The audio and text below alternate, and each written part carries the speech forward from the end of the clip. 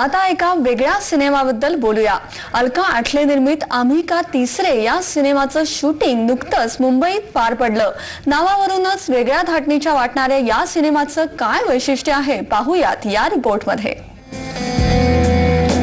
किन्नर समाजाकडे पाहण्याचा आपला दृष्टिकोन आजही बदललेला नाही। या दुर्लक्षिलेल्या समाजावर प्रकाशझोत टाकण्याचा प्रयत्न आम्ही का तिसरे या सिनेमामधून करण्यात आलाय। किन्नर समाज, त्यांची संस्कृती आणि त्यांचं अस्तित्व आम्ही का तिसरे या सिनेमातून अधोरेखित करण्यात आलंय।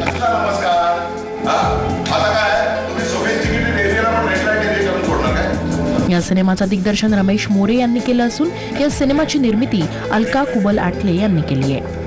कादंबरी मला अलकाताईंनी दिली होती वाचायला की मी का नाही म्हणून पारू नायकांची, आणि इट्स अ चॅलेंज। मी पूर्वी जिथे राहत होतो माहीमला, तर त्याच्यासमोर हिजड्यांची खूप मोठी वस्ती होती रेल्वे ट्रॅकला धरून, आणि सर्वसाधारणपणे ते जे आत्ता आम्ही चित्रपटात मांडण्याचा प्रयत्न करतो सेक्स वर्कर म्हणून तिथे काम करत होते। त्यावेळेला त्या लोकांना खूप जवळून बघण्याचा त्यावेळेला योग आला, त्यांच्याशी भेटण्याचा योग आला, त्यांच्याबरोबर डिस्कस करण्याचा योग आला। खूप एज्युकेटेड लोकसुद्धा हिजडे म्हणून आज समाजामध्ये वावरत आहेत।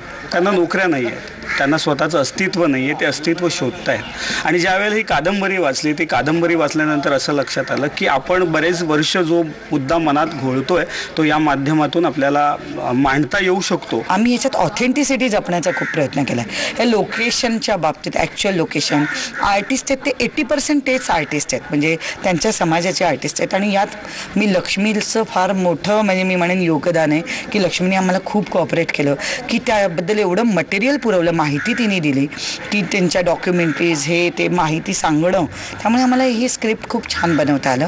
हे पारुताईंचं पुस्तक मी का नाही आणि लक्ष्मी या कथाकल्पनेवर दोघींच्या याच्यावर आम्ही स्क्रीन प्ले डायलॉग्स केले आणि 4 कॅरेक्टर्स, 4 हिजड्यांची कथा।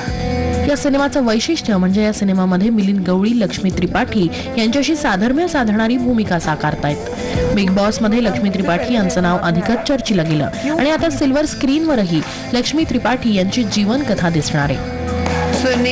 लक्ष्मी त्रिपाठीची भूमिका नाही म्हणता येणार याला, या लक्ष्मीला इन्स्पायर्ड होऊन हे कॅरेक्टर आहे। लक्ष्मी जशी आहे तशा पद्धतीची अन्नू आहे, ती पण ॲक्टिव्हिस्ट आहे, ती पण इंटेलिजंट आहे आणि ती या समाजासाठी, या वर्गासाठी खूप काम करते। आणि या सिनेमामध्ये अन्नूचं जे कॅरेक्टर आहे हे त्यांच्या बाजूनी लढणार आहे किंवा त्यांच्याबद्दल समाजाला माहिती देणार आहे।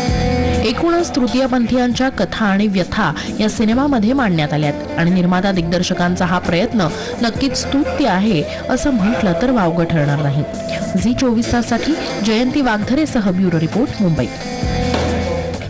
अशाच काही चटपटीत न्यूज आपण पाहणार आहोत, बट आता वेळ झाली एका चटपटीत ब्रेकची, सो स्टे ट्यून्ड।